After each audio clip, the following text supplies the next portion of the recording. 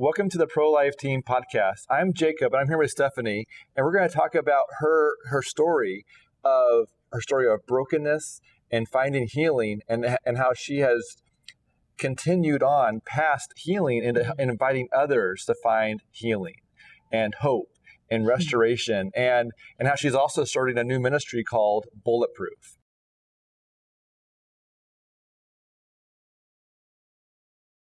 So Stephanie, I am so glad that you're here. Thank you. And would you introduce yourself as if you're talking to a group of executive directors of pregnancy clinics who may or may not know you? How would you introduce yourself to a group like that? My name's Stephanie Jacobson, and I am from Kansas City, Missouri. I've just moved to Florida. I am not new into the post-abortive work, but I've had 2 abortions. And so I have been on this journey for a very long time, but I began my healing about 5 years ago. And God has brought me to a place that I'm doing a lot of different things at this point, but He's pushing me in a direction of maybe starting my own ministry and working with women and men through the trauma of abortion. So let's talk about healing from trauma. Mm-hmm. So if a pregnancy clinic wanted to help women who have experienced abortion, what would they need to hear possibly as some of the first few ideas of how to achieve that? Let's say let me ask you a different question. If a pregnancy clinic has a post-abortive healing retreat, okay, how might what you're doing with H3 or this new ministry idea, how would that pair or go with or be different or the same as maybe like a post-abortive retreat experience? Like, I'm wondering what you're doing with H3 or your new ministry, how might it fit within that space? Okay, first of all, we have to find the women. Okay, and so that's kind of where H3 comes in. It's the umbrella for all pregnancy resource centers. It fills in the gaps when they're not on the phone lines that we answer the phones. So I'm a phone coach on there. So when someone who needs help calls the H3 national hotline, mm-hmm. they would talk to someone like you. Correct. And then that would possibly be a way to connect. So tell me so what's their journey look like? So they pick up the phone, they got the phone number, and they call. Yes. Then where does that go? Well, we have a virtual phone line, which all of our phone coaches are all over the United States. So we've had calls from every single solitary state, but I may be in Florida. I might get a call from California. So when they call us, every phone coach has had an abortion. So we immediately can hear their story, 2:00 in the morning, midnight, whatever time we wake up and we answer their call. And we hope to get them to a place where we're going to be able to collect their data, to be able to put it into our database, to be able to get them an email and get them back to the pregnancy resource centers that's closest to them so they can walk through the trauma with them. So, okay. Yes. So it sounds like you're effectively maybe the option line for the abortion healing hotline for women who are seeking help and then receiving help while also being connected or shared, or the baton is being passed to the local pregnancy clinic. Correct. Okay. Correct. So sort of like you're the it's like the doorway mm-hmm. for someone who's seeking abortion healing help, mm-hmm. and then they can experience the Bible study version of that experience, or Correct. the retreat version of the experience, and yes. they continue on. Yes. Okay. But we also deal with women that are looking to have an abortion. A lot of women will call and say, I want to know if you've had one, then what did you go through and what? And so we're on call 24/7 and also every day of the year. So Christmas, I've gotten phone calls on Thanksgiving. And it's, it's heartbreaking. And yet I know I'm doing a service to these women. I'm also doing a service to the pregnancy resource centers. So, nobody wants to work on Thanksgiving. Nobody wants to work on Christmas. But, even during what we were doing here, I keep an earpiece in my ear. I was on call today. So you take a call wherever you are, and you're able then to get that back to our database, which then give us the ability to send them an email. It is still up to them to make that phone call to the Pregnancy Resource Center or a virtual resource center that we have that's available to them if they want to do it online. But the trauma they're going through right there at that moment. And a lot of times when they go in to get a sonogram from a Pregnancy Resource Center, they'll walk out that day. If that resource center will put our palm card in their hand, they go home, and at midnight, they're struggling again. They see that card and they call us. We're able then to talk to them in their moment of trauma. Okay. And then hopefully walk through that with them, however long that takes. And, we try to keep it as short as we can, but we'll walk them through wherever they are right there at that moment and hopefully get them back to maybe where they were that day or virtual or something. So when someone calls, mm-hmm. how do you identify that they're in need of trauma healing, or how do you identify that they have trauma? Okay. Well, we identify where they are in the process. So if they've had an abortion, it's pretty simple. Can you tell me your story?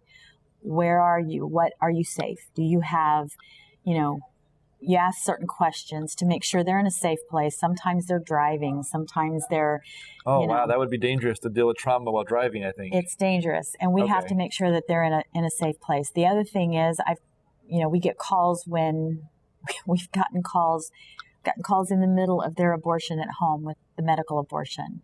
We've had, I've gotten those phone calls myself. So it's very, you talk about trauma. That trauma they're in the middle of the trauma. And so at that point, we get them to the reversal pill if we can. Okay. We always give them that number, where we've got those resources on hand. So it's really good to see all the resources that are available to us. And, our main thing is to get them to a safe place, making sure that they can take that next step. We've had phone calls. I took the phone call where a woman had a baby that she had in a medical abortion and did not know what to do with the baby. Wrapped it up and put it in the freezer and was asking me, what do we do with this? So I had to call my executive director and say, we've got a situation. So, there's times when I don't know exactly what to tell them. And so we do gather their information so that we can then get back to them, because we have someone follow up with them within 48 hours. We send them an email, follow up with them within 48 hours, and then they're able to ask questions then to our follow-up woman. And she's amazing with them. And she's read all my notes or read all of our notes, and she knows what the situation is. It's really, I've taken over 250 phone calls from women now. How long does the average phone call experience last? It can be 15 minutes. That's very short. Okay. I don't want to tell you how long I've been on the phone sometimes with women. But I think, executive directors might want to know, what's the range? I would expect is it maybe 45 to an hour and 15 on average, or? I had one tonight that was 37 minutes. Okay. So. Is that typical or normal? That is what we try to keep them at. I'm not very good at that, because if I've got somebody in trauma, I will try to take them down the road of giving them a purpose of why they're doing certain things and why they're here. And especially if they have a faith base. That's one of the questions that I ask. Do you have a faith base? And, a lot of them will say, no, I don't. So you go the route of science, or you go the route of then, so why are you, what can I help you with? And so sometimes you don't feel like you can help them, but they want to know they're not alone. This is the purpose of us having a ministry. Women, men, whoever's in trauma, they want to know that they're not alone in this. So if they, so let's say a woman says, I don't have a faith. Because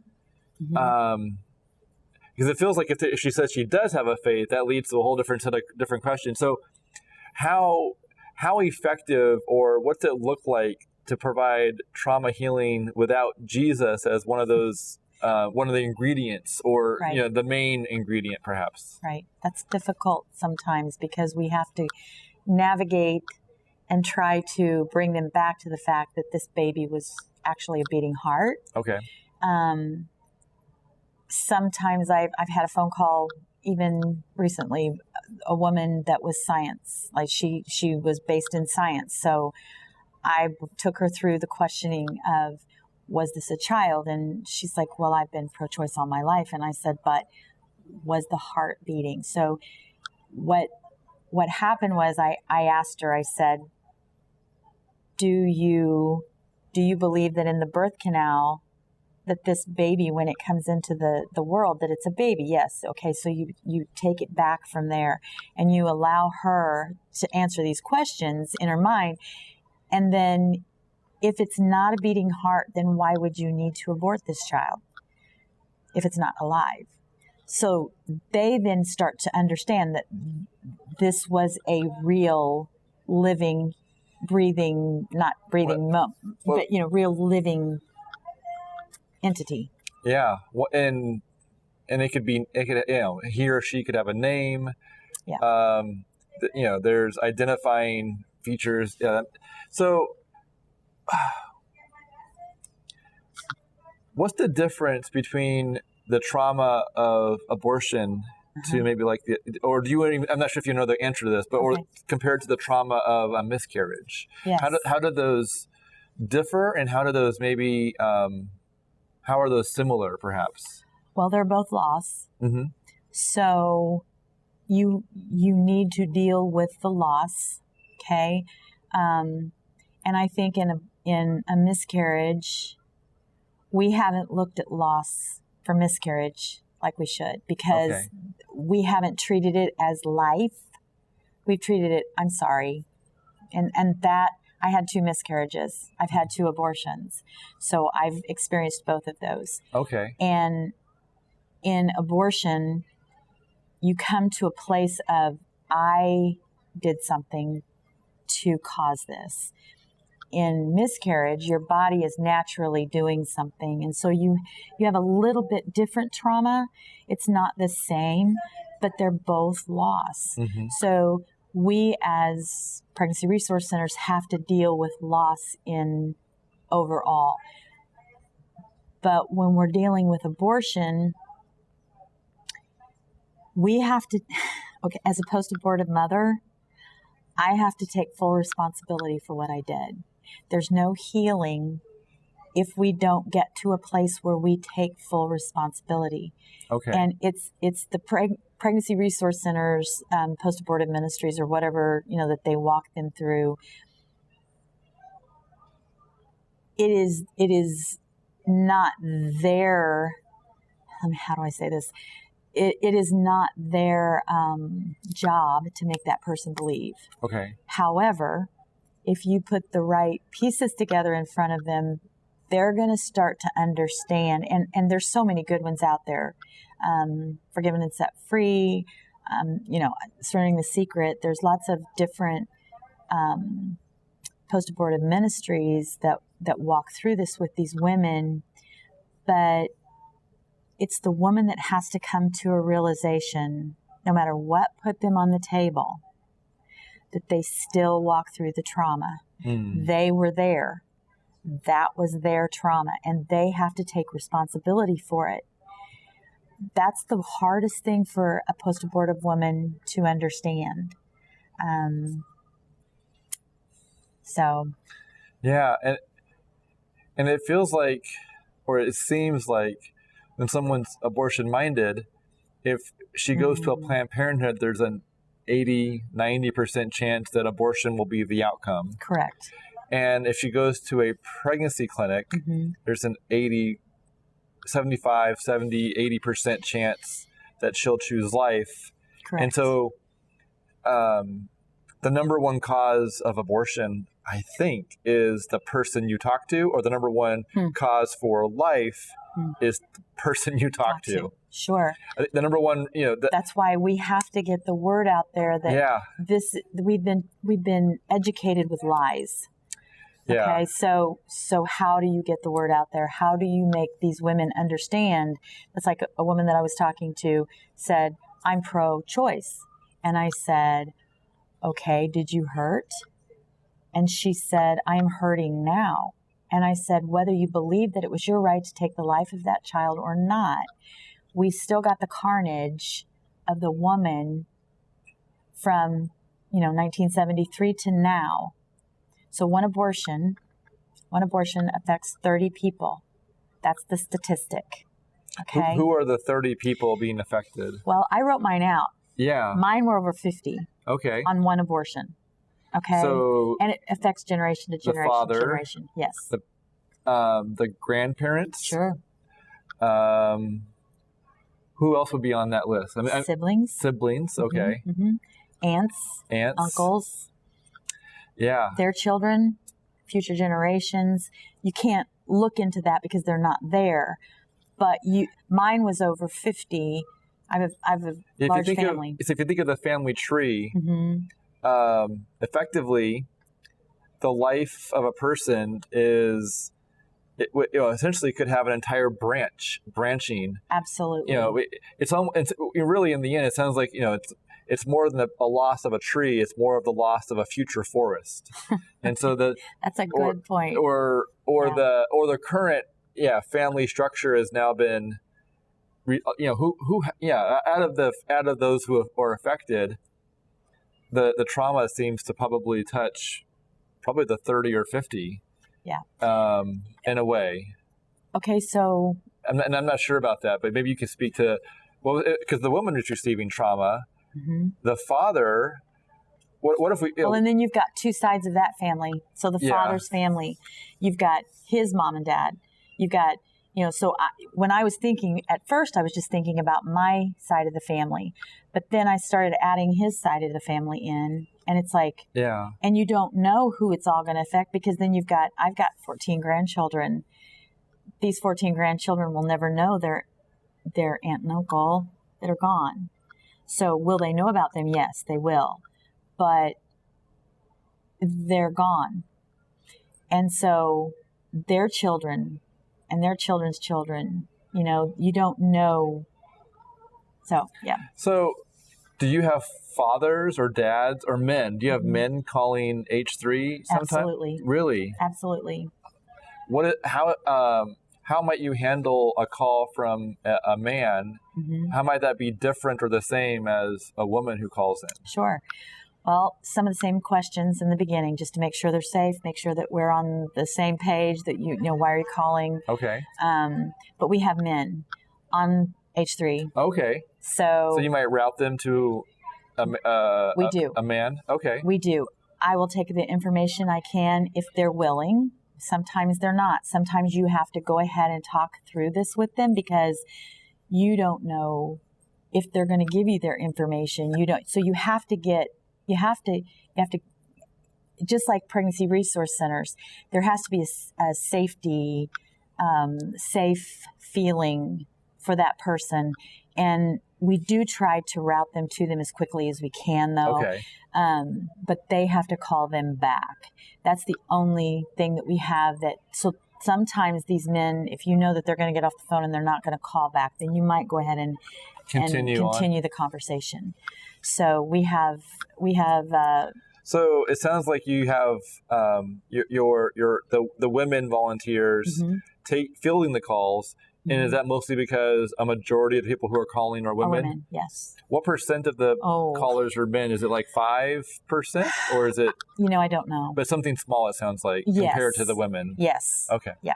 But I'm able to get a hold of of our men within 24 hours, and Okay. they can get back with them ASAP. What is the danger of not dealing with trauma? Like, what does that lead to? Like, what is the consequences or the risk of not, when, like what would be the urgency or the importance of dealing with trauma?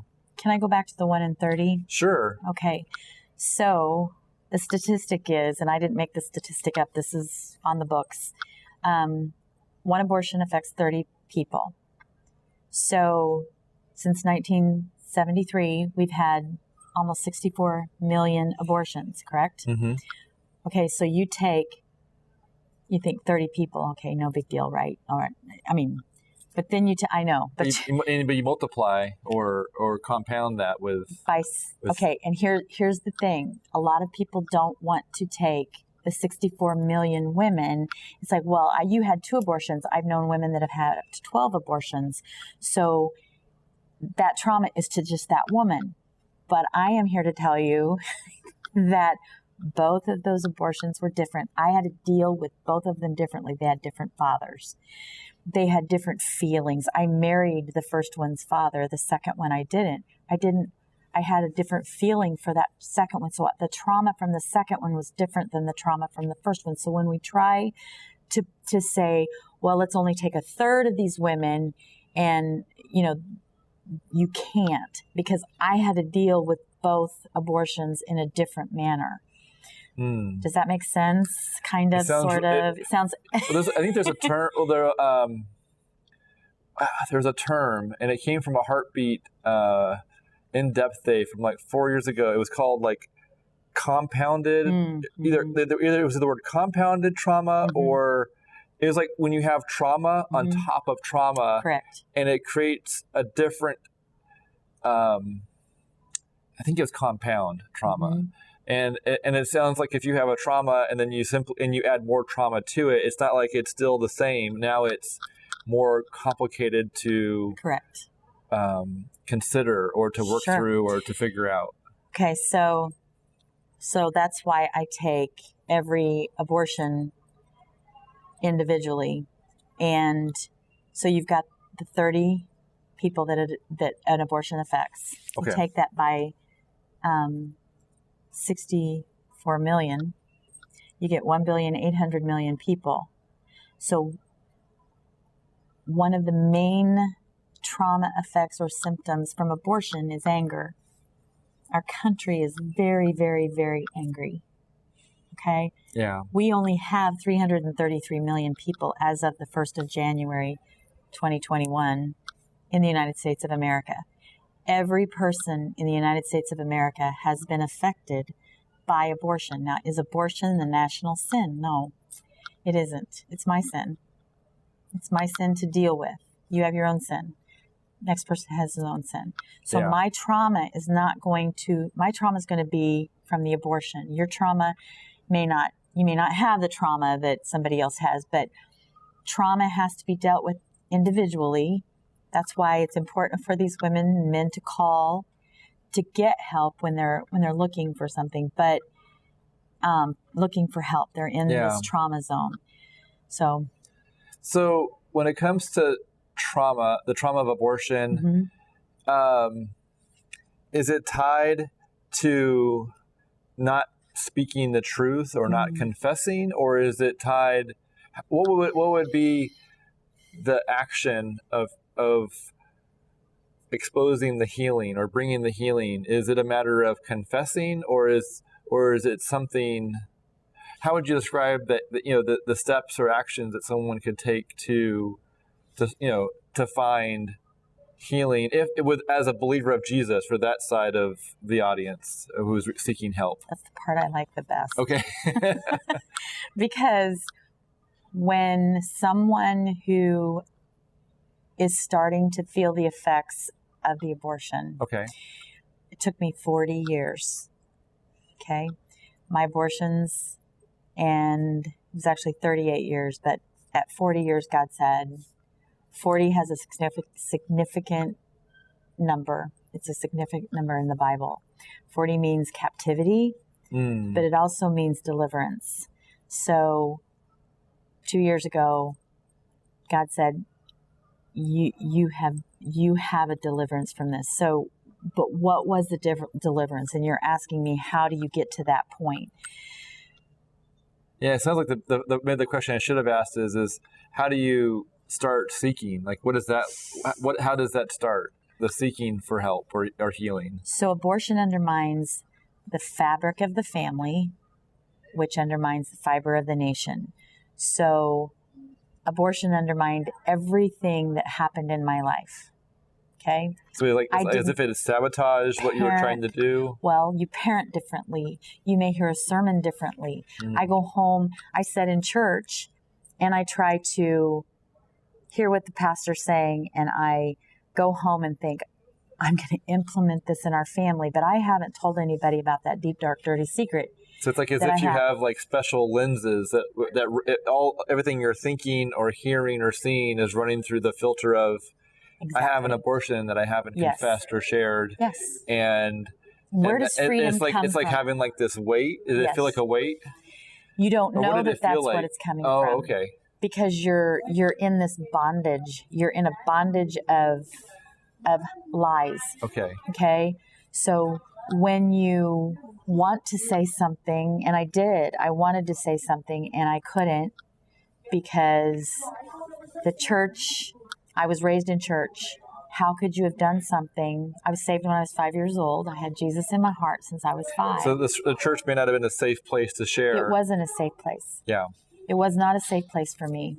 So, who was the first person you shared your story with? Or do you remember the first person? I do. Okay. I do.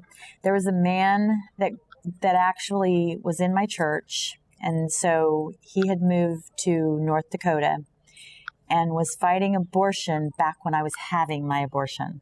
Okay. Okay. I knew that he had been put in jail. He'd been put on house arrest. Fighting abortion and what? This was years before it was okay to fight abortion.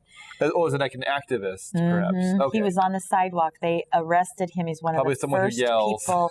He wasn't. Oh, no. No. He was praying. Oh. No, this was back in 1970. Arrested for praying. Yes, they took him. And not yelling. No. No. That's so bizarre. Well, because sidewalk advocacy back then was not you could not advocate on the sidewalk back then. Okay. This was before any of this was okay and available. So 42 years ago. So that would have been is that 80? Right? No, it was in 78. 78? Okay. Yep. Yeah. So Roe v. Wade was 5 years old at the time when I had my first abortion. Okay. And that was 73. So 73, right. 78, 77. Correct. So who is the first person you asked or you shared your how did you share and who was it? I was hurting. It was probably, and I honestly don't know the timeline on this, but I was misdiagnosed with bipolar because of the anger that I had. In fact, the way I know it was misdiagnosed, I know that you asked me a different question this, but this leads into this. Yeah, it makes sense. So we'd been married for about 8 years, and there was this, I had so much anger in me that I didn't know where it was coming from. I was angry at my husband. I was angry at my children. I was angry at myself. I was angry at God. I was angry at everything. And I was trying to figure it out. There were no pregnancy resource centers. There were no post-abortion ministries. There was nothing to help. I didn't know where to go. There was no place to go. So I knew this guy. I'd been misdiagnosed with bipolar. And the reason I know I was misdiagnosed was because they put me on lithium and I about died. I mean, it was not working. I felt dead. So when someone doesn't have the faith piece of Jesus, do they sometimes get misdiagnosed still today? Well, the interesting thing is I still know the doctor that misdiagnosed me. He's a friend. Okay. And I went to him about 6 months ago and I said, did I ever tell you that I had abortion? And he said, no. I said, do you know that you diagnosed me with bipolar? And he says, yeah, that's been about 20 some odd years ago, 30 years ago. And I said, yes. And he was I love this man to pieces. I said, I lied to you. I said, you diagnosed me correctly. You diagnosed me correctly because I hadn't given you all the information. He said, you were dealing with unresolved grief. And I said, yes. I said, now that I've walked through my healing, now I know that. But I didn't realize, not telling you as a doctor, you didn't have all the information that you needed for what I was going through at that moment. So you diagnosed me correctly.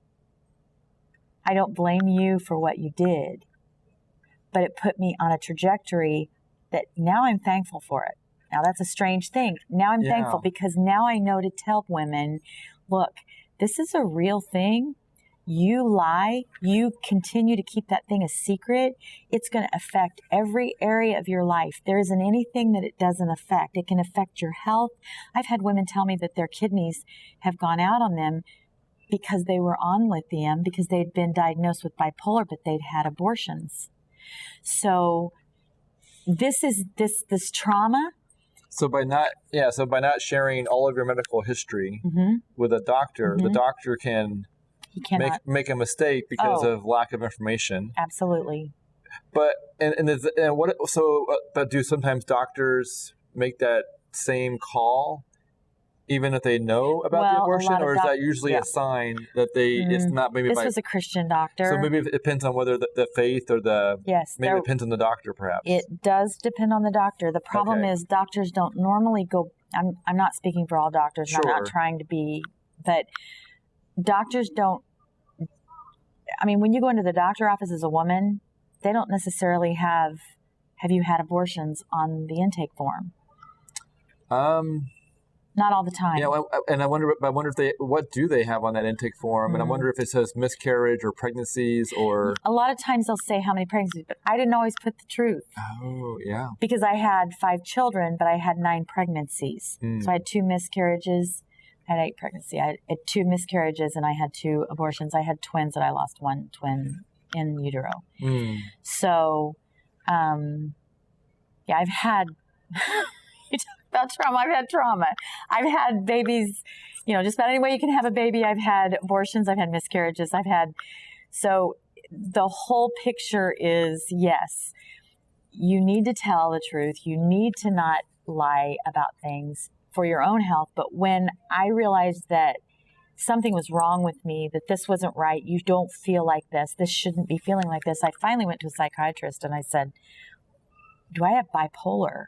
And he said, after talking with me and giving me information, he goes, you don't have bipolar. I said, but I told him that I'd had an abortion, 2 abortions. So I had one that said yes and one that said no. So I'm thinking, okay, how do I go back to my husband and tell him? Because he is thinking this woman's bipolar. This is what our problems are. He wasn't going to believe that. So I went to another psychiatrist and I said, am I bipolar? And he said, you're no more bipolar than I am. Now, he may have been bipolar. No, he wasn't bipolar. He says, you're no more bipolar than I am. And I went, would you tell my husband? It affected my marriage. My husband left 6 years ago. And that was before finding healing, though, I suppose. Oh, yes. This was 15 years. But trying to identify where you were. I had no help identifying. Okay. So that's when I knew that this man had been fighting abortion. I did not know anything about what he had done or why he had gone, or I just knew in my mind that he had fought abortion. So I got his phone number and I called him one night. It was late. And I said, can you help me with this? I need help. And he said, you need to sit on your daddy's lap. You need to put your head on his chest. And you need to let him forgive you. As in Jesus, your father? Yes. Or God the Jesus, Father? Yes. That started my healing, okay? But I didn't know what to do with it. I knew that I got forgiveness at that moment, but I still had the trauma, couldn't tell anybody, couldn't give anybody any idea on what was wrong with me. Mm-hmm. So that continued down that road. So how do you, when it comes to post-abortive women Mm-hmm. in this country, Mm-hmm. how and looking at your story and what kind of healing or how is it, what is it like to help other women help find healing, like, based on your story being difficult and hard and seeking healing and finding healing, Right. and then but what's it like to offer healing to others? Like, because it feels like you've been equipped to help others who have also gone through difficult times. And what is that like? I'm assuming it's a good thing, or a really good thing, as to help others sort of find their way through this darkness, or this time of trauma. So how would you describe what that's like to help others through that? The Lord says that He comforts us so that we can comfort others. He told me, I'm going to bind up your wounds so that in the binding up of your wounds, you will know how to bind others' wounds. I was bound by the Father. He showed me who He was. He gave me at the foot of the cross, my sin was forgiven. So He bound me up. I knew what it was because He did it personally. He did it for me so that I could then become the comforter for others.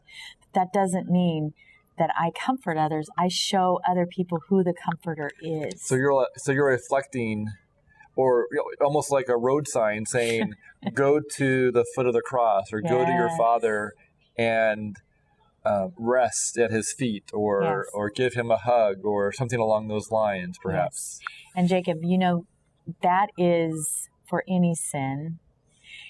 And I say that because we like to think in this country that abortion is our national sin. We are fighting this. We're fighting this. We're fighting this. We want revival from this. And I believe that God is going. I do believe God is gracious, even at this moment, just holding back, because He could take us all out in one little blink of an eye, right? But He could remove His protections. He could remove blessing. Correct. He could. But He's not that kind of a Father. He allowed me to lay my head on His chest that night. Mm-hmm. I knew that He had forgiven me. So when I go and I hear a woman's story, it is so comforting to me to know that I have an answer for her. I have an answer for her. She may not want to hear it at that moment, but I have an answer. And the answer is the foot of the cross.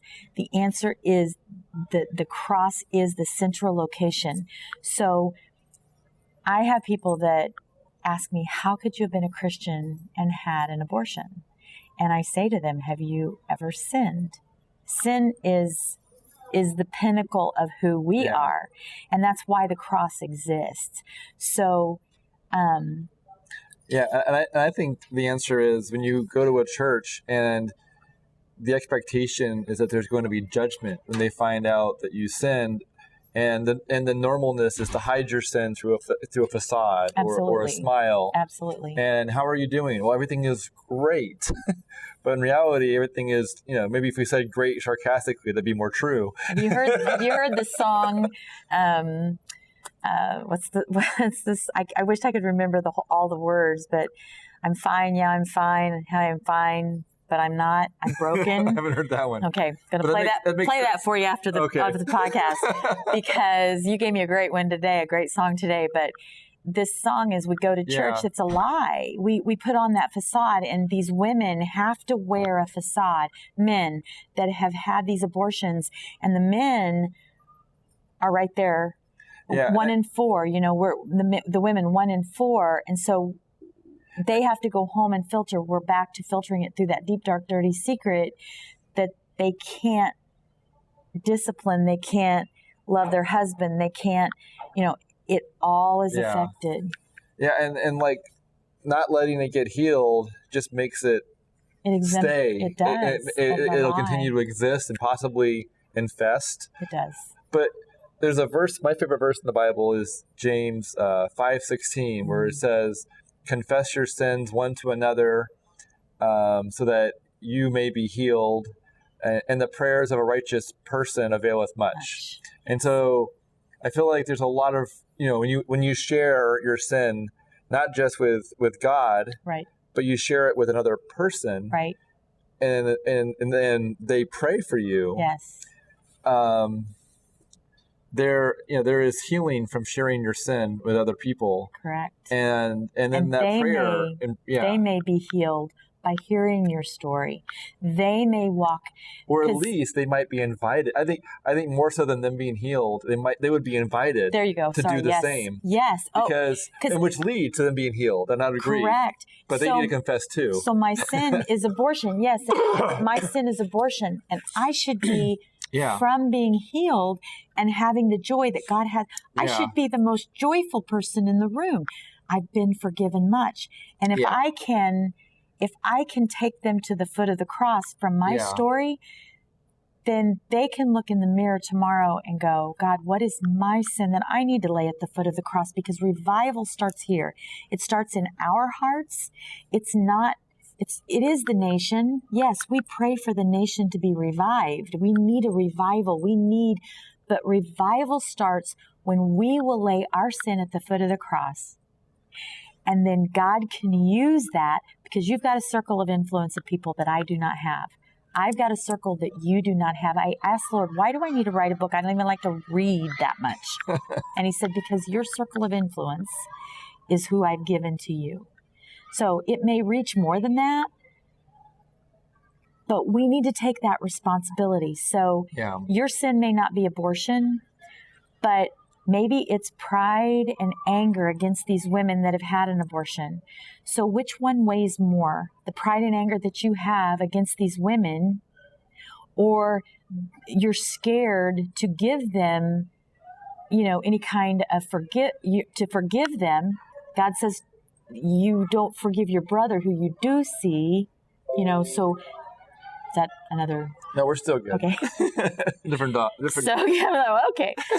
So what is the sin that you carry that is your burden? Yeah. What is that? So I love the fact that people are praying for these women. I love the fact that we have people that are advocating, that are understanding these women need to know that they have a safe place to land at the foot of the cross. And it's because my sin is equal with your sin at the foot of the cross.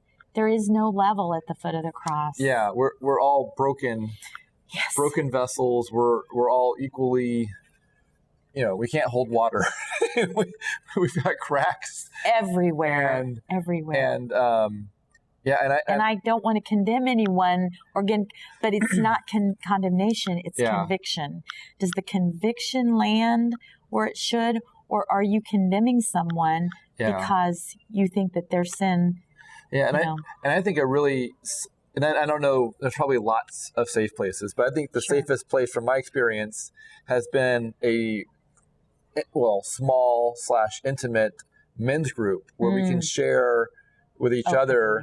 When we come together as a group, we're able to share things. And when one person shares about their struggles and their decisions, that invites another person to share. Absolutely. And then when someone else hears these two people sharing, that third person finds it so much easier because they're not breaking ice by having to share. Now it becomes like, well, I would like to find that same level of healing and be brave, just like these two other guys. And so I think small groups are a really good, safe place. And the best way to start it is for someone to start it. And essentially that demonstrates how to do it and demonstrates that it's safe, because no longer, instead of thinking I'm going to be judged by sharing, now it's like I'd like to be included in the healing, in the confession and healing. Yes. And so I think the safest place is usually when someone else takes that brave step and goes first. Absolutely. And so that's partly what's happening with these women when they call. Yeah. I have an abortion story. Yeah. I can relate to them. You're not alone. You're in a safe place. Please tell me your story. Yeah. Let us talk together. Let me get you some help. Let me get you an email that will get you to that next step that you can take, that you, when you're ready. And that's part of where I think we need to go with this. I think that you go through the post-abortion. I was ready to go through the post-abortion healing, and then I knew God was calling me to this ministry. The problem is women that don't want to do what I do in front of a camera or give their testimony out or write a book or whatever it is, they're like, what do I do with this now? It's your journey. You'll never not be that child's mother. You'll never not be a post-abortive woman. You have this story. What do you do with it? Well, I want to work it off. No. You're forgiven. You don't have to work it off. There's no condemnation at the foot of the cross. It's conviction that gets you to the foot of the cross, and then the sin is gone. God does not remember it. Okay? But what we do as pregnancy resource centers and as post-abortive ministries, we lose these women. Where do they go? They disappear. Why? Why do they disappear? Because they don't take that next step. The next step is being able to tell the people that where is your biggest ministry? It's with your biggest thing that you've walked through with sin. Someone else needs to hear your story. Now, is it for this moment at this time? Maybe. Is it for 5 years down the road? Maybe. Maybe your children are small. Maybe you don't want to come out with it. Maybe you do want to come out with it. But the problem is you've got women that bury that secret. They walk out of the door. They bury the secret down deep. And it becomes bondage again. So if you don't tell or you don't, and I want to be careful because women that want to be healed, and then they don't want to tell their story, I don't say you have to go out and tell your story. But the one thing, you have to be willing, God wants a willing heart you don't want to go back into the bondage. Yeah. And sin holds us bondage. When we swallow, when we feel condemnation, it's because either someone has tried to make you feel like, well, I would have never done that. I couldn't have done that. And so when a woman swallows that, it becomes condemnation. And I think what you bring, or someone on the helpline brings, is you're able to share first. Correct. Which then, if they need to, which then removes, you're essentially saying, essentially it's almost like, setting the stage with humility, saying that I'm not going to judge you. Right. Because here I am sharing my story. Right. And I'm inviting you to share your story. Correct. And explaining, and so that it feels like you're creating that safe place, just like in my men's group. When one guy goes first, and then it makes it so that people have, not everyone will then go next, because there's a lot of fear. Let me tell you what I got. Fear. And what does fear do? It makes in my you world, swallow. I've got no sin, everything's great, and I'm lying. It's like, I'm fine. Yeah, I'm fine. I'm fine. They'll say all that, but not say I'm lying. But exactly. But that's what a lot of us were trained to say is, things aren't just good; they're amazing. Like that's what. Like if you say anything less than amazing, then what's wrong with you? Yeah, what's wrong with you? Well, it's just and now okay. you've got the Instagrams and all of these things that you go on and all the media stuff that it's like it's one-on-one. One of the things that the helpline has helped me do, it's helped me to work through these things with these women to be able to. Everyone has a story. Yes. Everyone's story needs to be told. Everyone. It's good to be known, and it's good to know others. Why do we have the scriptures? We're a continuation of the gospel. If we're not speaking the gospel, the scriptures speak of Jesus. Yeah. And we're made in the image of God. We're reflections of who God is. Absolutely. And our story includes his fingerprints. Yes. And his interaction with us. And if people can see the realness in you, they'll feel the joy, they'll feel the brokenness maybe, but they'll also feel the joy. And it's like, what does she have? She's had this in her life. She's had that in her life. What does she have that makes her want to tell her story? I've got Jesus. I've got Jesus. I've got the only thing that will give you peace, that will give you comfort, that will bring joy in your life, that will give you something that you can give to others. I mean, there is nothing else. Silver and gold have I none, but such as I have give I thee. In the name of Jesus, rise up and walk. You don't think of walking and leaping as being something that is, but we're all broken. We're all on that mat until someone says, it's okay to stand up. It's okay to tell your story. It's okay. You're okay. You're not okay. But Jesus can make you okay. He will take your broken pieces. He will put them back together again. You know, one day I was asking the Lord, I said, Lord, what do I do with this? He said, Stephanie, he said, you are broken. He said, but you know how many times do you overflow? You know, it talks about the overflowing of joy. And joy is one of my favorite words to talk about, because if someone will see joy in you, it's something that can't be denied. So he said, he talks about the cup overflowing. He said, how many times does your cup overflow?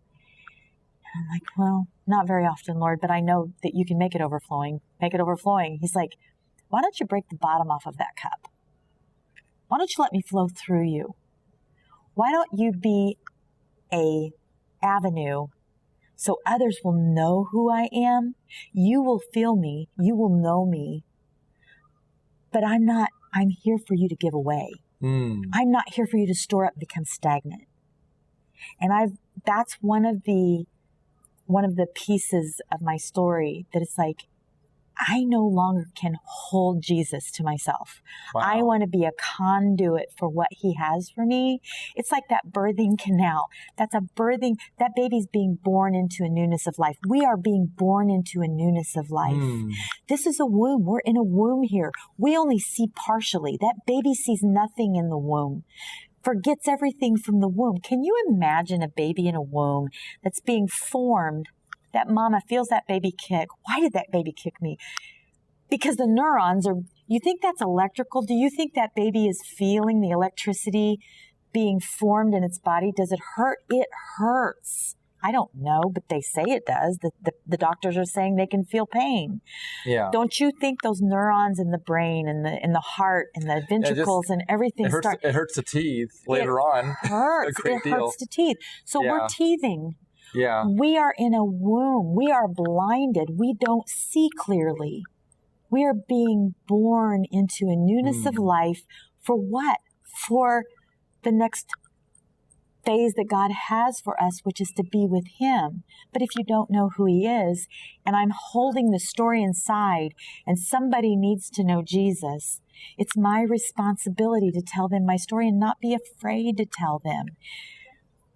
Healing is the greatest gift that God has given us from sin, and that is at the foot of the cross. Okay, so let's transition and talk about your new ministry, Bulletproof. Tell me, let's talk about what inspired you to start this, and tell us more. Okay.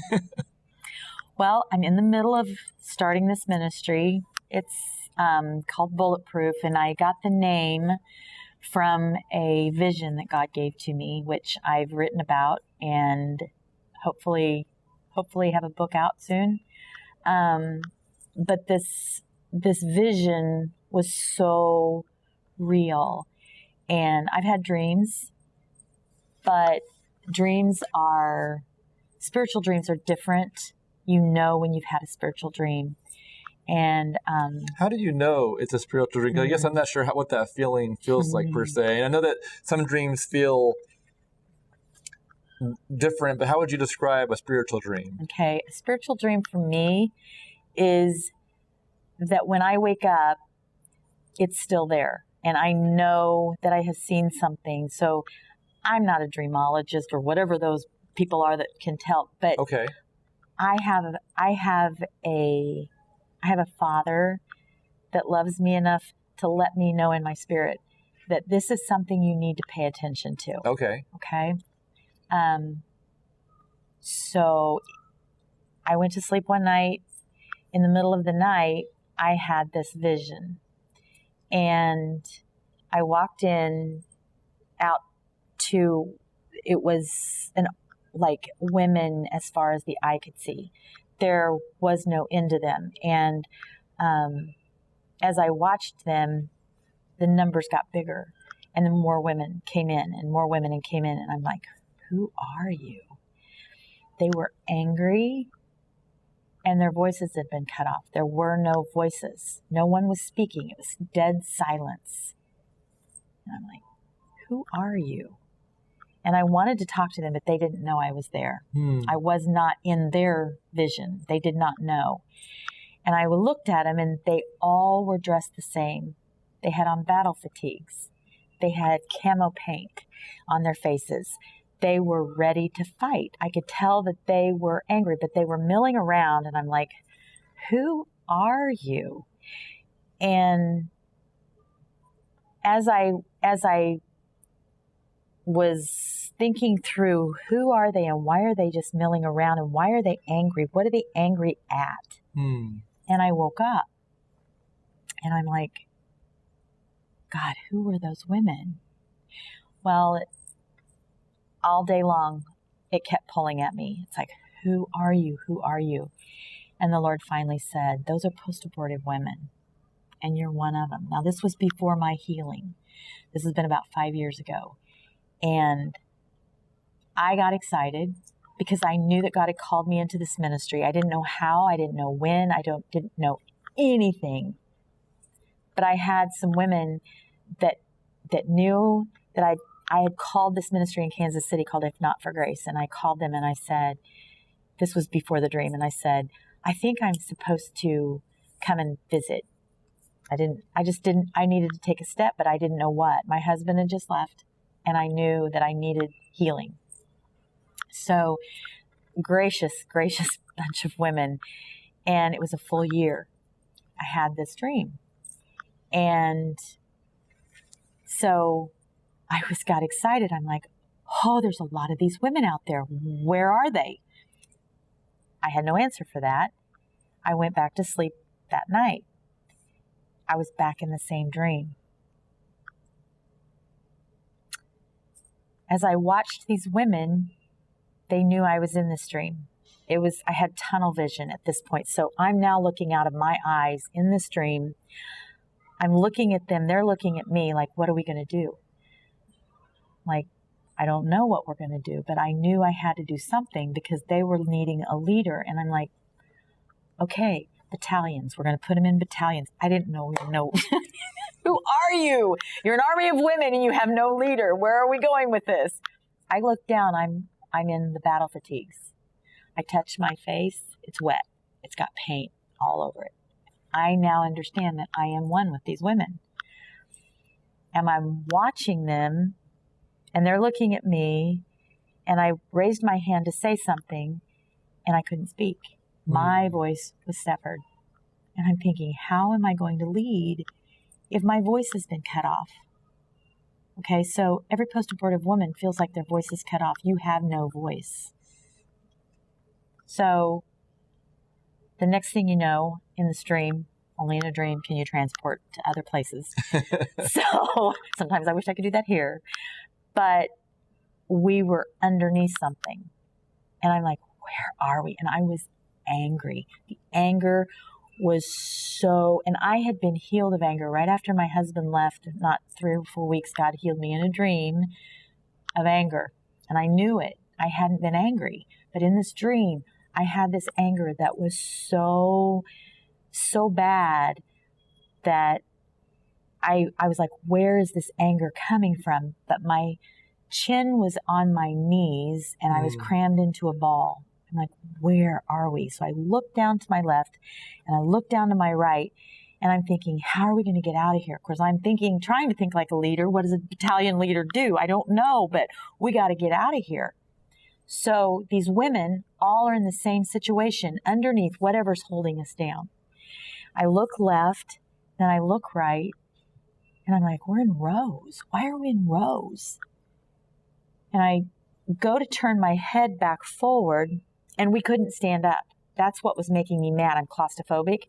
And I was like, I got to get out of here. I look forward, and something almost hits me in the face.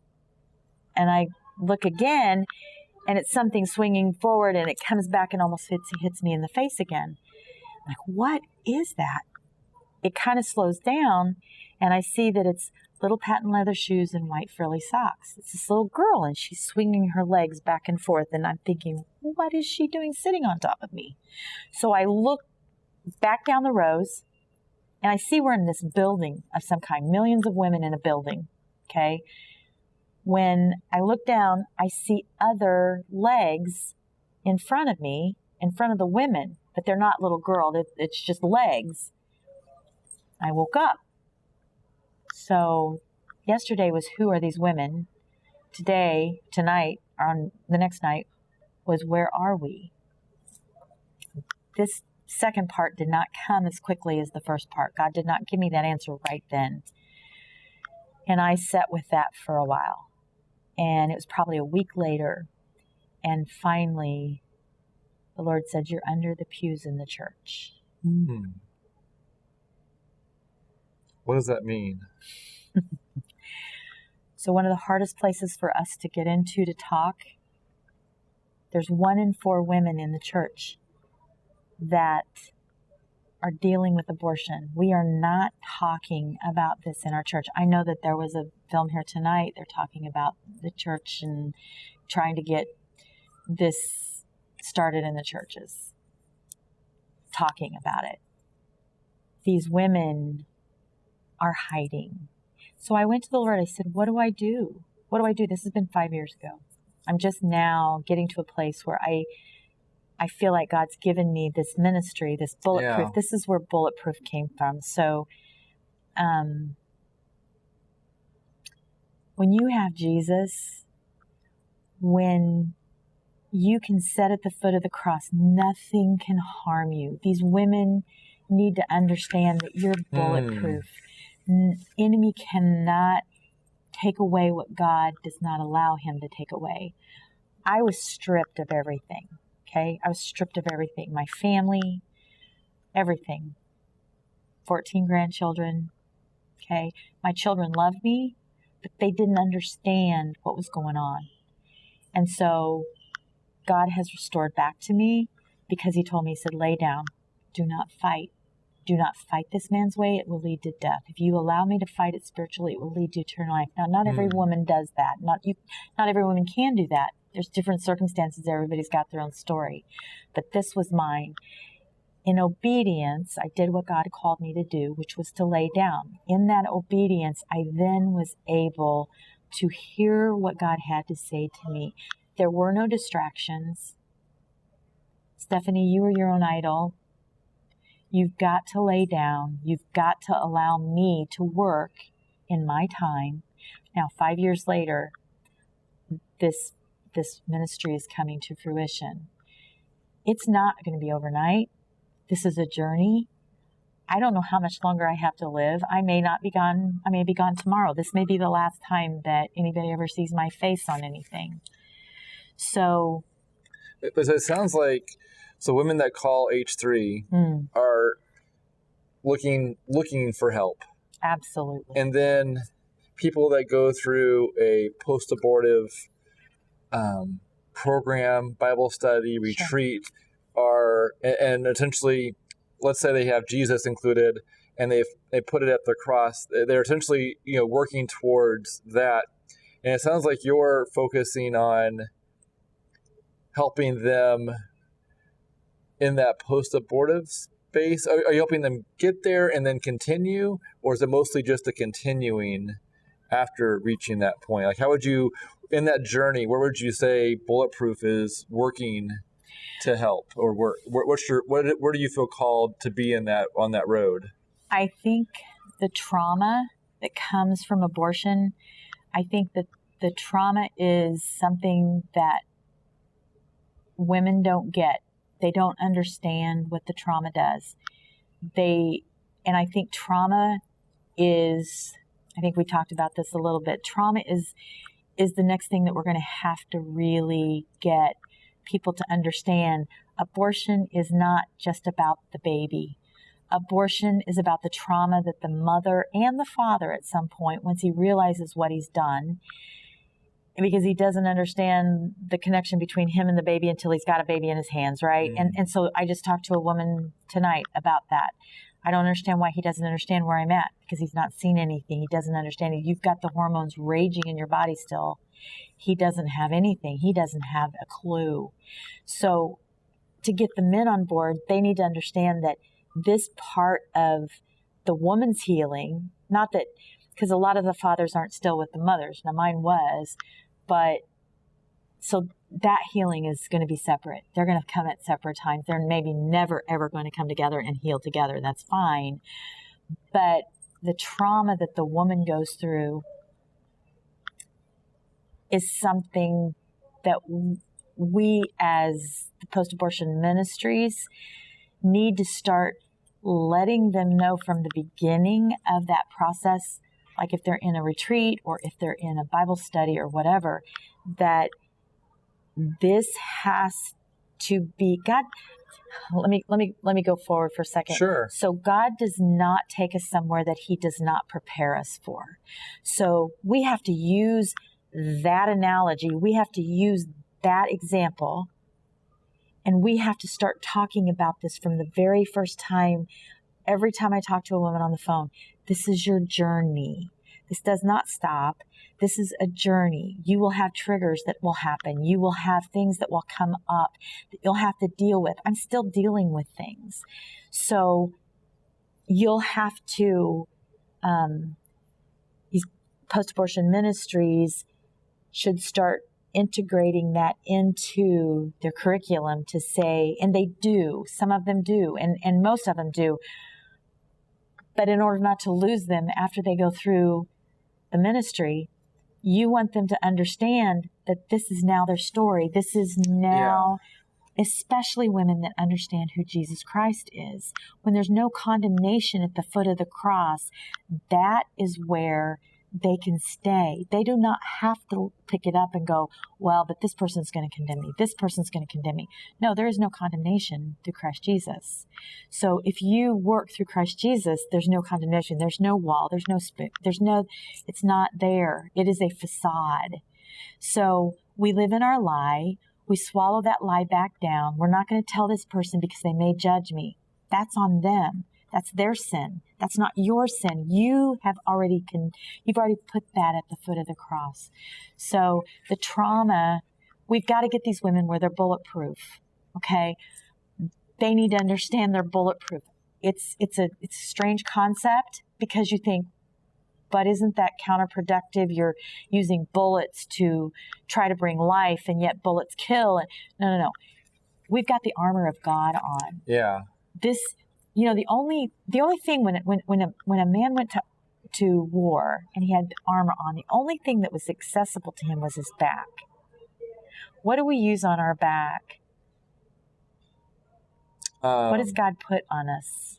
Let's see. Well, the breastplate would be front only, I suppose. Okay. The shield, would that be? Everything is a frontal thing. So you get attacked from the back. This is not a fair question to you. No, I'm not sure.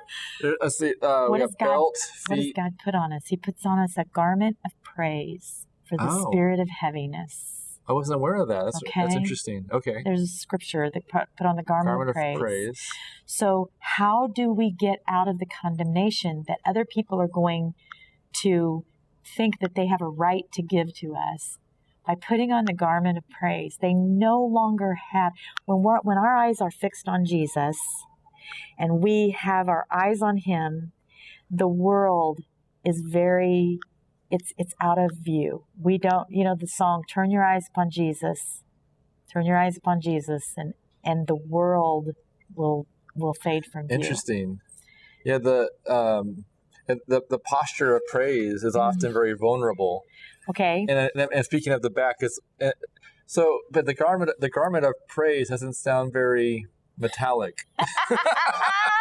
No. However, the enemy doesn't come around when you're praising Jesus. Okay. He doesn't have a place. There is no place for him. Okay, so he cannot penetrate your garment of praise. Mosquito repellent on. No mosquito repellent. Now down here in Florida, you need mosquito repellent. I mean, I'm just saying, like, it repels him. So, like, absolutely, he cannot come against me when I'm in a position of praise. He doesn't. He has to flee. It probably smells really good. It does, the aroma, and that's what Christ calls. That's what he calls us to. Okay. And one day I was standing in church and I had my arms raised, and I'm a praiser. I praise and worship. And when I had my arms in a praise and worship stance, the Lord asked me, he says, where are your arms? And I'm like, okay, they're in the air. What does that mean? What is that a sign of? He says, what happens when someone comes across a finish line? They put their arms up in victory. So when a man comes across or a woman across the finish line, their arms are raised in victory. Take this off because I think it might be bumping into that. Let me just lose it.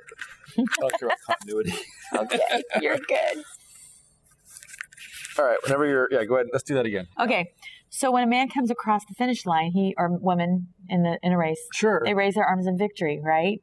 He said, what other position is that? It's a position of surrender. So when we surrender to Christ, we have victory in him.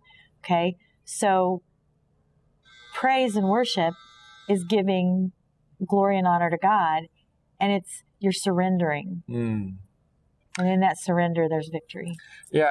One of the things, I can't remember which pastor at my church said this, but he said, when the armor of God, like the defensive piece, the shield, he says it's not your faith or your shield. It's you're using Jesus's faith. His faith makes up that shield. And so when it comes to the defensive ability of Jesus's faith and Jesus's protection from the enemy's darts, it's not in our faith. We're using his faith as the shield. And because if it was our faith, it would probably look like there's some holes in it, right? Very much so. or maybe it would be as small as a mustard seed or something.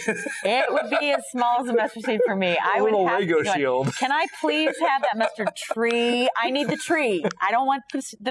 So the pastor at my church was describing how we're using Jesus's faith as our shield, and so thinking of the concept of being bulletproof, that makes a lot of sense. Yes. And so and I think, and we also have hiding behind his shield, almost like, shield. And there's verses about him spreading his wings and protection. Oh, absolutely. And 911. And the verse of in Psalms, the wings don't sound bulletproof, but when they're made out of, but when it comes to Jesus's faith as that covering, that sounds very bulletproof. So I use Psalm 91 a lot when I'm talking to women of faith on the phone, because if you take that actually is my 911 verses. That saved my life one night. Which verse was this? Psalm 91. Okay. And it talks about the feathers and the buckler. Okay? Yeah. And the feathers seem very comforting and warm and protective from the elements. It is. And soft. And it is. And you put your name in anything that refers to you. You put your name and you start reading it to yourself. And I've told the women on the phone, pull out your Bible, get out Psalm 91, put your name in it, begin to read it to yourself, Find out what Christ says about you, how he's going to protect you, how he's going to give you his covering. Those feathers are the most soft thing that a mother hen or a mother, bird can give to but it also protects them from the rain. It protects them. Now, can their darts get through? Absolutely. But God's still our protector, and he knows when that's going to happen. So what happens next? We need to take our thoughts captive. We need to stand against the fiery darts of the wicked. Okay. We need to do that too. By what? Arming our brain and our mind and our hearts with the word of God. Okay. So what does the Bible say about the establishment of who we are? It says that he reached into the miry pit. He pulled me out. He put me on a rock. He established my goings. He put a new song in my heart, a song of praise and worship before him. So he's the one that puts that in our hearts. All we have to do is be obedient and open to him to do that. Yeah, and when it comes to those, putting those thoughts at Jesus' feet, you mentioned earlier that you had sold everything, and you mentioned that God sort of directed that decision. It sounds like as if, when there was the rich young ruler who came in front of Jesus and said, here I am doing these good things. I'm following every law. And Jesus says, give away everything to the poor, I believe, or, give away your things. Yeah, right. And he turned around and left because it was too much. But yet here you are. And tell me your story, because it sounds like you had an experience where Jesus said something like that to you. I have been directive by wait, the one Lord. Sec. Yep. We want to, let's, I don't know how to. Go ahead. Let me just make sure it's not. I had it. Oh, bouncing on that dress. Yeah. Is that better? I think it's going to be okay. Okay. Yeah. All right. So, so tell me how, what was your experience and with what Jesus may have said to you about that? Well, I'd been married for 33 years and my husband left. And sometimes God doesn't really give you a directive. He just directs. Okay. So I knew that he was calling me into this ministry because I knew that that's where my deepest hurts were. And I knew I had been healed of that. And so in obedience, when my husband left, I knew that God was calling me, and this is exactly what I told him. I said, use every molecule of me up for you before I die. I don't want to leave anything on the table. And God is my witness. He knows that these were my prayers, because I was broken. I was so broken. And everything that I thought was mine, that I had control over, I saw them slipping away. And I saw my friends not have time for me. Then it's not that they didn't like me. They just didn't have time for me. So God pulled them out. I thought, well, those aren't my idols. Because God asked me one day, he says, what are your idols and what are you going to do about them? That was at a kitchen table. I was sitting at my kitchen table. And I thought, my idols, Lord, I got a lot. But I've told you I'll give you whatever you want. And I was at my kitchen window that day. And he said, okay. So my friends started not having time for me. My children began to leave the house. They started getting married. They started having, their own lives and this and that. And then one day my husband left. And he goes, because I thought those were my idols. I'm like, Lord, you gave these to me. He said, but Stephanie, idols are not necessarily bad things. So you love these things. And I did give them to you, but I didn't mean for you to idolize them. So as these idols are being taken one by one, I'm saying, oh, that's my idol. Oh, that's my idol. That's my idol. And then he said, My husband left, and he goes, now who's your idol? And I didn't have anybody left. It was just me. And he said, and you are your own idol. What is the deepest, darkest sin that all of us have is self-idolization, pride. Pride or false humility. It's the same animal. Okay. You've got humility in the middle. You got false humility on one side, and you got pride here on the other. And he said, you are your own idol. Get yourself out of the way. I didn't even know what that meant. I'm like, I don't know how to do that.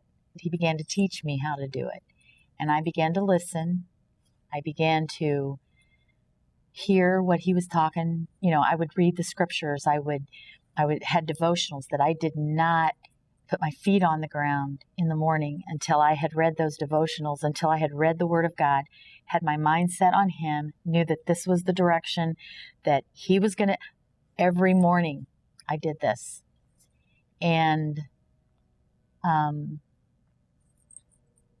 you'll have to read the rest of the book for the rest of that story. However, it's a good plug. Yes. I got to get that completely done. So when when that happened, I began to understand that he was calling me to this ministry. I then called If Not for Grace, and I said, I think I need healing. I then had the dream. That next year, I went to healing. It was all in God's timing. So we always want to go to that next thing, and God says, I have pieces that I'm putting together on the outside of this, so you have to wait. You have to not maybe sit still, but you have to be still. There's a difference between sitting still and being still. So being still is being still before the Lord. Sitting still is not doing anything. Now, I was doing stuff, but I was also listening and hearing and I can see, and once you start looking for the timing of God, He created time and space for us to see Him. Everybody says, oh, it's coincidence. Oh, it's karma. No. Time and space was created so that we would see God. That's beautiful. So if something happens to you and you're like, that was interesting. Was it interesting? No, that was God. So you start recognizing those little tiny things, and the big things start happening. And you are then able to go, Father, I see you. I see you. And as you see Him, you'll see Him more and more and more and more. And it becomes this beautiful picture where I can trust that. I can trust what you're saying. I see in your word what you're saying. I see what you're doing. So it's got to be, I believe what you're telling me. So that's kind of how that all began. So how did you experience God's direction or voice saying to go down to 4 suitcases? What did that look like? It was, remember when I told you that God doesn't take you somewhere that He doesn't prepare you for? Okay, well. I believe that. Yes. So He'll begin to start showing you things. He'll teach you. You will start. Okay, so I knew that I needed to give everything over to Him, but I didn't know how. But I had this desire in my heart to be completely, every molecule used up for Him. How do you do that? I had to recognize that nothing was mine. In fact, one day I needed some finances, okay? And I didn't want to go back and ask my husband for them because that was not a good thing, not a good place for me. Okay. And he said, how dare you not utilize what I have given to you? You haven't come back and thanked me for how I have provided for you all these years. Your husband is the tool that I used to provide for you. Come back and thank me for that. And I provided for him, by the way, too. I provided for him his brains. I provided for him his tools. I provided for him what he did to provide for the family. So if you don't go back and thank God for how He's provided for you through the gifts that He's given to you to use for Him, then he's going to come back and hold you responsible for that. So I started thanking God for my ex-husband, which was the first step in forgiveness. When you start thanking God for the things that he then brings forgiveness in ways that you can't even begin to imagine. So it sounds like that was really hard to do. And it was not something you would do naturally or organically, but yet only out of obedience that would be a decision to make. It was freeing because now God was providing for me. But he was providing for me the way that he wanted to provide for me, not the way that I thought he should provide for me. So at that point, I started doing some political work in Missouri, and it was, I spoke before Congress for the heartbeat bill, spoke before the House, Senate. I mean, the Texas heartbeat bill or in Missouri? The Missouri heartbeat bill. That one hasn't passed as of yet. It did. Oh, it did. But it's in the courts. It's in the okay. Yeah, it's being it's an interesting. What year was that? 2018. Okay. Yeah. So that was before your healing. Yeah, it was right before or the same time. Okay. All of this is like, the timeline is crazy, and I would have never seen myself doing anything political because, like, that's a long story. Sure. You have to read the book. Yeah. Okay? Yeah.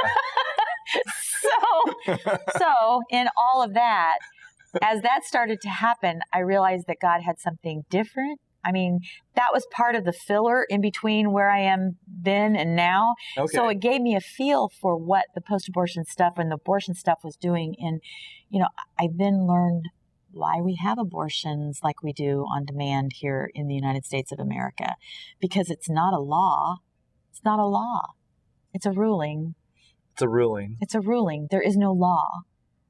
Okay. Yeah. I had to come to an understanding. I'd written down 3 pieces on a piece of paper, 3 names that I wanted to go visit when I went to the Capitol the first time in Missouri. 3 names. I went and visited the first one, and he said, "I know the person you need to go see." I said, "Who's that?" And he told me the last person I had on my list. I said, "I've got 3 names. You're one, and he's the other one." See how God prepared me for that day that I was going down. Green as green could be. Did not know anything about what I was doing. I had a friend going with me, but I went down and I prayed for this man who is now a senator in Missouri. Prayed for him as a representative in his office. That started me down the road of, he knew that he had an advocate in me. He knew that I would come. He knew that I would speak. He knew that I would, we prayed for each other. He said, "I need more of this. This is what we can do."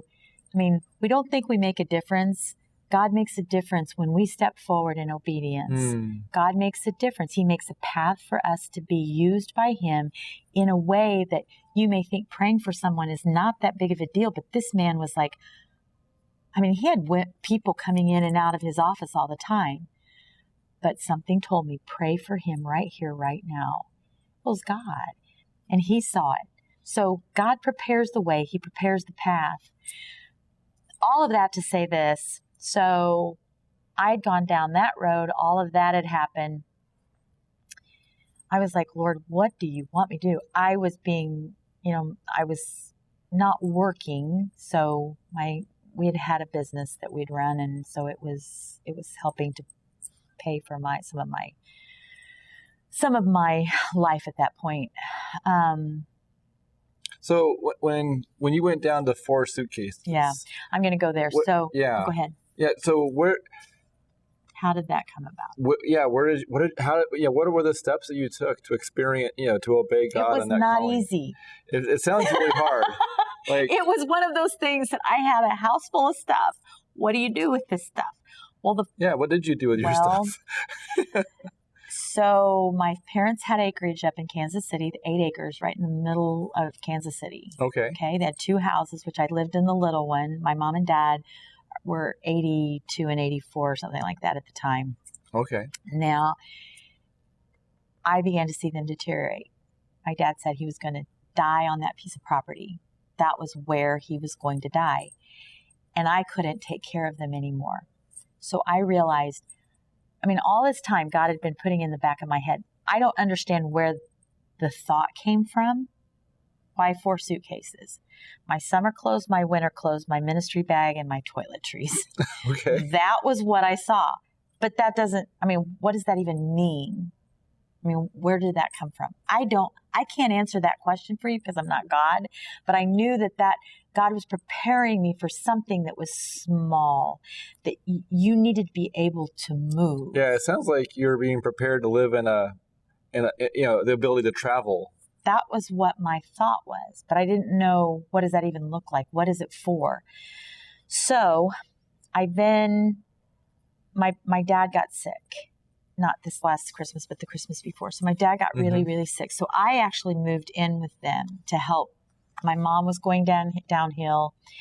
I then could not take care of them by myself anymore. My brother was a music minister in Florida.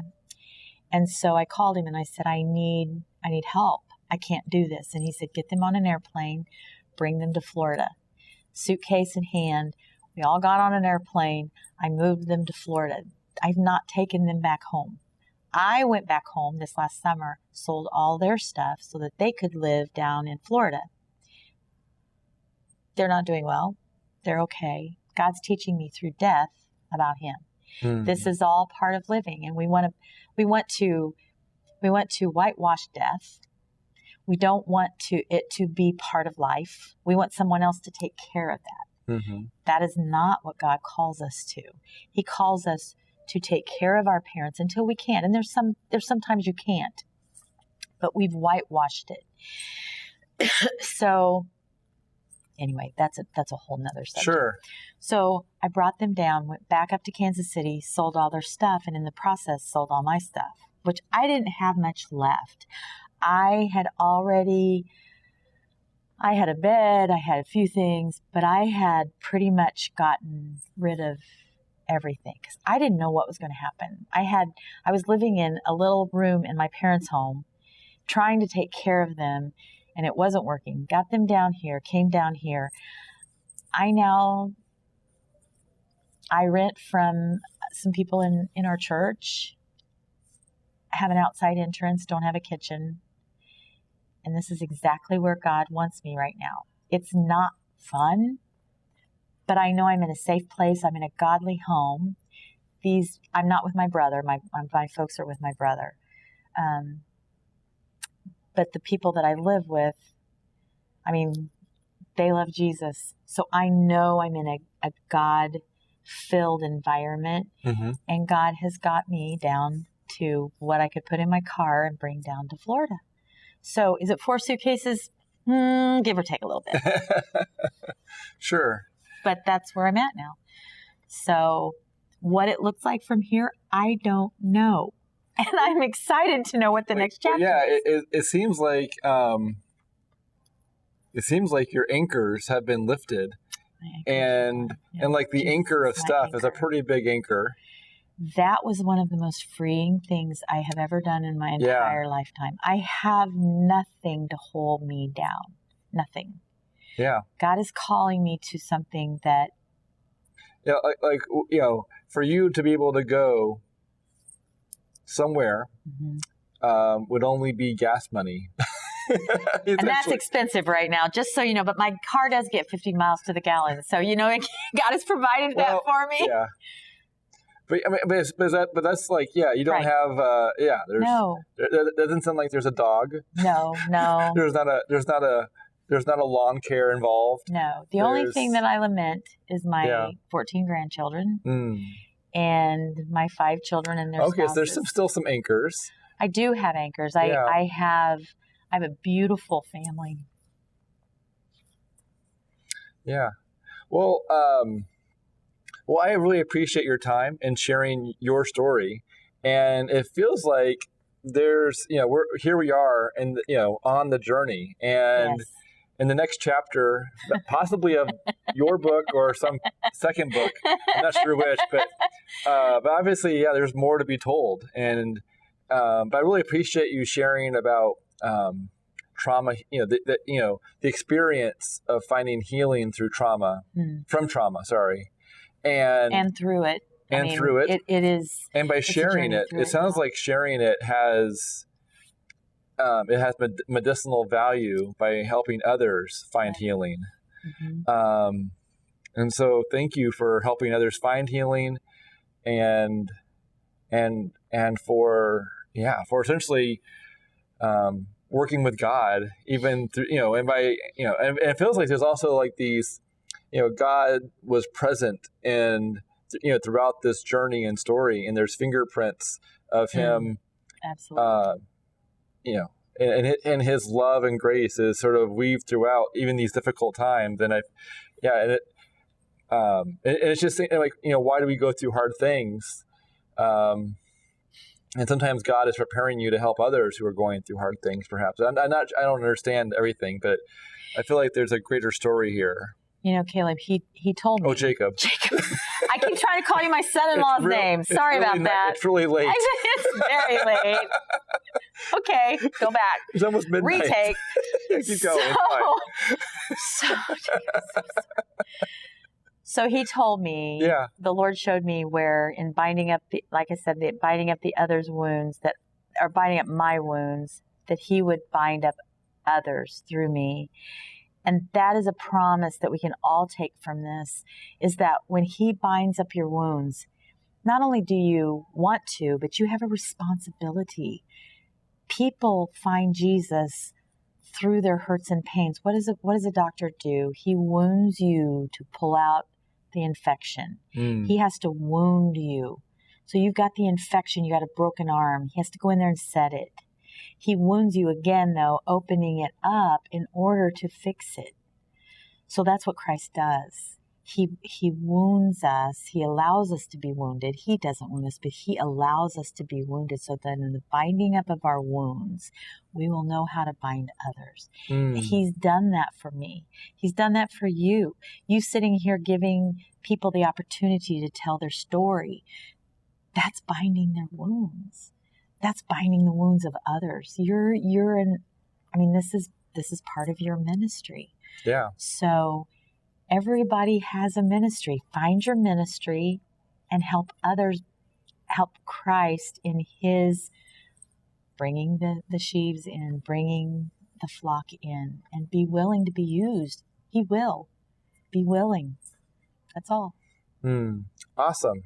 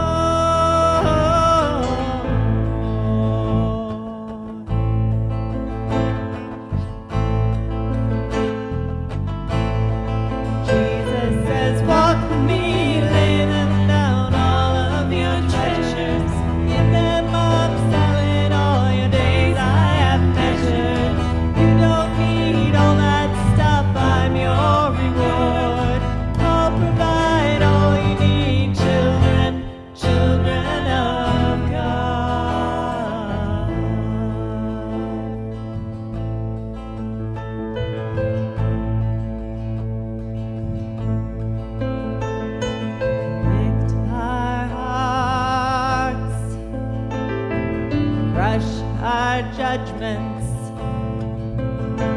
Break down our dividing walls. Teach us your justice, O Maker of peace. Show us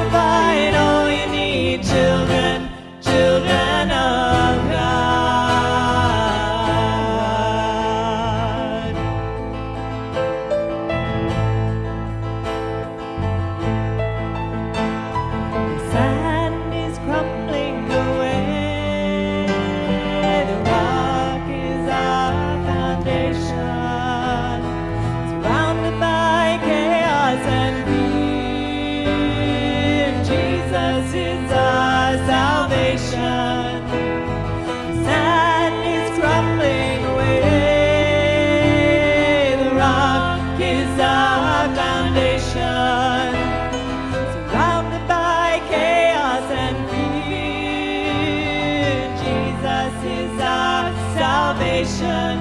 And he says, walk with me, lay them down, all of your treasures. Give them up, sell it all, your days I have measured. You don't need all that stuff, I'm your reward. I'll provide all you need, children, children of God. And he says, walk with me, lay them down, all of your treasures. Give them up, sell it all, your days I have measured. You don't need all that stuff, I'm your reward. I'll provide all you need, children, children of God.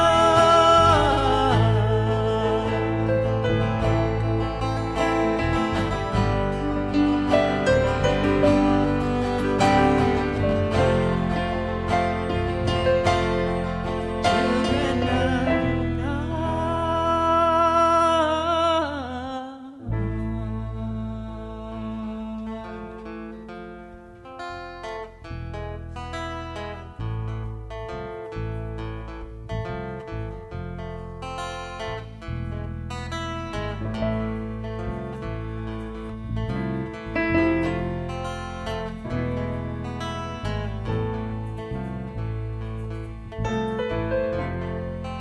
is gold and wheat are stained with tears. His eyes have seen our secret fears. His nails scarred hands like anchors hold us fast when dreams collapse and crumble. Mercy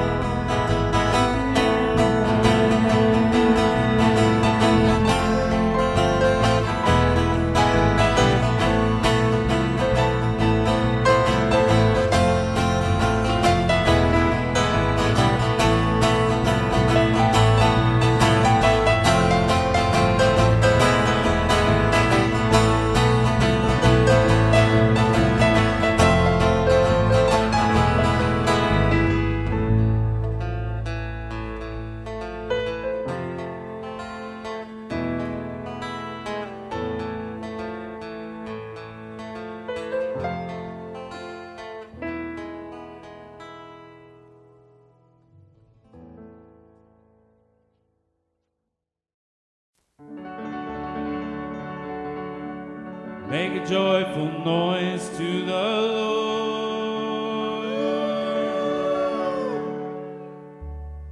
Make a joyful noise to the Lord. Make a joyful noise to the Lord.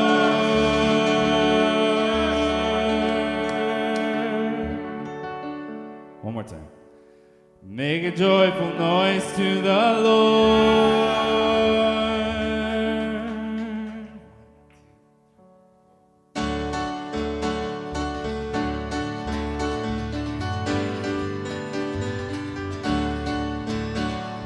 Make a joyful noise to the Lord, all the earth, all the earth.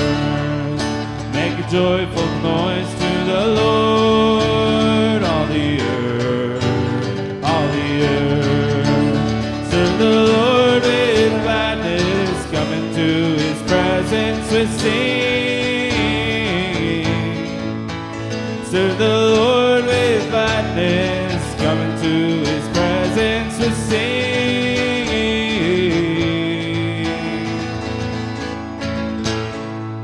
Make a joyful noise to the Lord, all the earth, all the earth.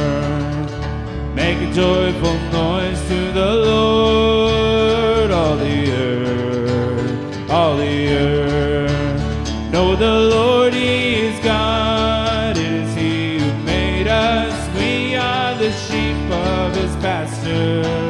Know the Lord, He is God. It is He who made us. We are the sheep of His pasture.